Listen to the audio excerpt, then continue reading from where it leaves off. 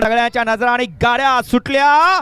महाराष्ट्र केसरी कदमवाडीकरांच्या मैदानातला फायनलचा फेरा।